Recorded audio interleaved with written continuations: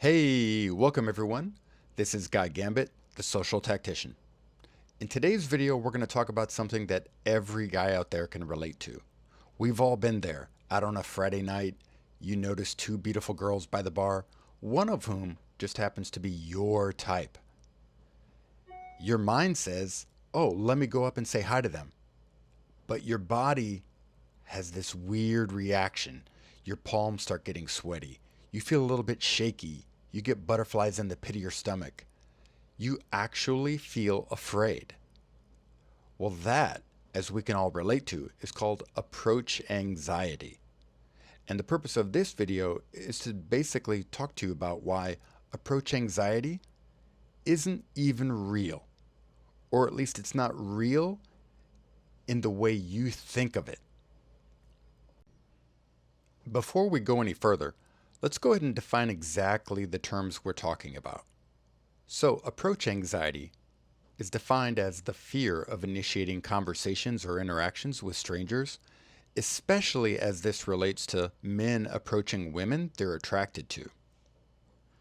AA, as it came to be called, was a popular concept in the very early days of the game and red pill community.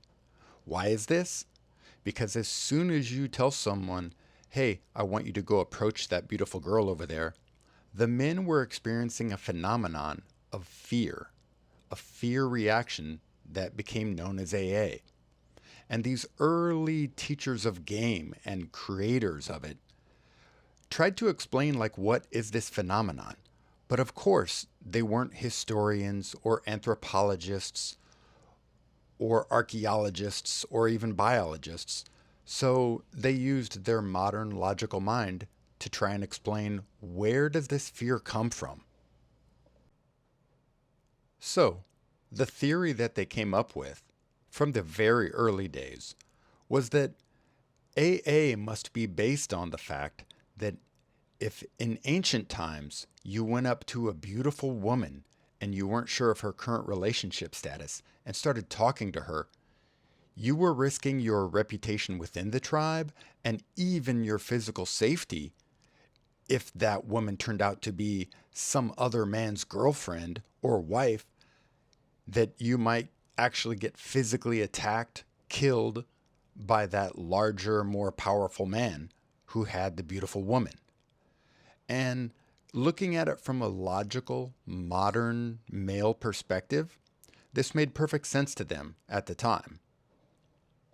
The problem is, if we go back in antiquity to when everyone is a hunter and gatherer, everyone is living communally, and it looks more like this, where everyone is sleeping with everyone. It's basically 180 degrees out from what their original theory was. Let's go ahead and zoom in on our hunter-gatherer ancestors and look at both how they lived and how it still impacts us to this day. We know from the earliest known examples of Homo sapiens fossils that happen to be found in Morocco, they're dated to 300,000 years ago. From that time all the way up until 10,000 BC, roughly 12,000 years ago, our ancestors would have lived as nomadic hunter-gatherer tribesmen. They were going out into the environment, living off the land, and finding and hunting their food that way. Why does all that stop in 10,000 BC?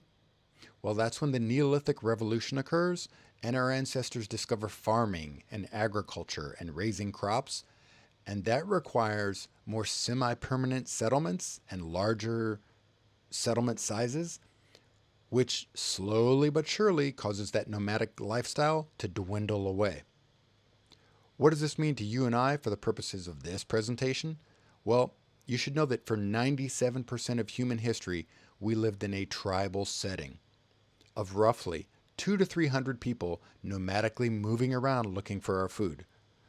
And living in this tribal communal setting, our personal privacy and property rights are almost non-existent.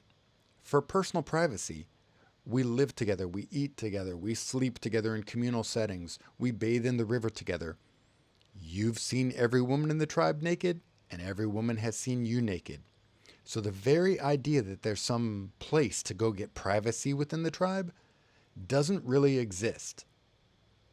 For personal property rights, the idea that I can own something, that this is mine and you can't have it, and vice versa, doesn't really exist in hunter-gatherer tribes. Everything is shared, everything is communal. If I make an arrow and I'm extremely proud of it, the shaft is perfectly straight. The modern mind might think, ooh, this is my best one. I'm going to keep this for me and make sure that no one steals it or breaks it. This one's mine. The hunter-gatherer mind thinks, wow, what a beautiful arrow. I've made a great one. Let me go give it to my friend. Basically, entirely the opposite of how we think about it. Everything is communal, everything is shared. Now, this, of course, is going to spill over into their interpersonal and intersexual relationships. This idea of shared rights. Now, you anthropologists out there, I know what you're thinking. Well, hold on. The hunter-gatherers that we observe in modernity, they all nearly have some idea of marriage, one man, one woman living in a hut together. And you'd be correct. But their idea of marriage is very different than modern ideas about marriage. Their marital rights are very loose. There's many examples of when an observer goes to live with hunter-gatherers, the first thing some of the men in the tribe do is they offer for that observer to sleep with their wife as kind of a welcome to the tribe ceremony. You're one of us. This is obviously very different than how modern civilization views marriage. Also, you need to understand that our ancestors had no understanding of STDs, the science behind pregnancy, or paternity. There's many instances where, in a tribe, if a woman got pregnant, they might choose the fastest runner and the wisest old man and the tallest, best looking, most fit man in the tribe and have all three of them sleep with the pregnant woman. Because their thinking would have been, oh, she's pregnant. We want the baby to take on the qualities of these men who sleep with her. While this is logical, we all know this doesn't happen. But since they didn't understand the science of pregnancy, well, their culture and their tradition and the way they look at it is completely different. This, of course, carries over into paternity because if you don't know who the father is and you don't have a real understanding of how pregnancy is linked to one man who is the father, the very concept of this son is mine or that daughter is yours breaks down. And that's why you could basically say they would look at it like it takes a village to raise a child because this child is all of ours. It's basically you are a child of the tribe, not a child of one specific family or one specific father and mother. Very different outlook. What's the result of living in a communal tribal hunter-gatherer setting? Well, you would have had zero approach anxiety to going up to any woman as long as she was a fellow tribe member. Your AA would have been non-existent. Well, even though our hunter-gatherer ancestors don't have approach anxiety amongst the tribe, well, we do. We experience some type of fear-based phenomenon of approach anxiety. So where's this coming from? Well, even hunter and gatherers did have a fear, and that fear was outsiders to the tribe. Anyone who walks out of the forest and we don't know, this new group of people, they don't look like us, they maybe don't dress like us, maybe they're even speaking different languages, they're going to elicit a fear response amongst our tribe. So even hunter and gatherers have a fear of outsiders. Modern society takes this natural fear of outsiders and combines it with a society that has very strong personal property and privacy rights. So strong that you can do what would be totally inconceivable from a hunter-gatherer tribe.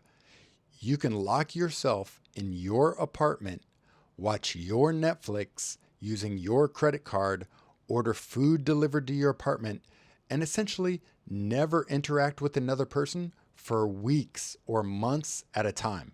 You could be a shut-in. Now, what this does is we end up with a modern society where people are atomized. they're disconnected from any sense of community, and the amount of interpersonal interactions that they have is minimal. Further, since there's no sense of community and much less interpersonal interaction, you get it where the modern person looks out into a sea of people and doesn't know anyone. Everyone is a stranger. They have a certain friend group or a certain club that they go to for an activity, and those people are their friends. Everyone else is considered an outsider. It's a community full of strangers. They're basically atomized and isolated. What this does is it creates the AA phenomenon. Modern society is what's driving this approach anxiety phenomenon. Because if you see everyone as an outsider, then it elicits this fear response when you try and talk to anyone. Now that we know what approach anxiety actually is and where it's coming from, that it's coming out of this instinctive fear of outsiders to the tribe, and it's exacerbated by modern society, what can we even do about it? Well, the first thing is there's good news. The good news is that approach anxiety is not biologically fixed. It's not some inescapable force that you can't get away from. How we should look at approach anxiety is it's more a spectrum or a sliding scale, with hunter-gatherers down at the low end, where approach anxiety amongst fellow tribe members is basically zero, all the way up to modern society where we have high approach anxiety. But what to do about it? Well, the first recommendation is stop being online 24/7, 365. That can't help but isolate you. The more isolated you are and the less social interactions you've built into your day, the more exacerbated that approach anxiety is going to be for you. So be online less. The next step is kind of surprising. You want to start meditating. I know you're doing it by yourself. Meditation is a lone activity, but as anyone who's meditated for any amount of time can tell you, you start to develop a feeling of interconnectedness. The walls that you've set up for yourself between you, other things, other people start to break down. And before you know it, you start to see everyone as we're all members of the same tribe. What this does is when you start seeing women as fellow tribe members, not as strangers, then your approach anxiety will drop and drop and drop until you're essentially like a hunter-gatherer with zero approach anxiety. Have you ever noticed that if you go to a tribal thing, when I say tribe, I mean like if I go watch a soccer match for Manchester United and we've all got on the same jersey, my approach anxiety to interact with women or talk to people there is almost zero because we're all in the same tribe. This also occurs at EDM festivals or music concerts. When we're all members of a tribe, we're all into this certain musical artist, you'll notice your approach anxiety drops. So you want to go out into the real world in real life and do tribal things where everyone's there for a shared event and go socially interact. Hopefully, you guys have enjoyed this presentation. I'm Guy Gambit, the social tactician. Now get out there and be social.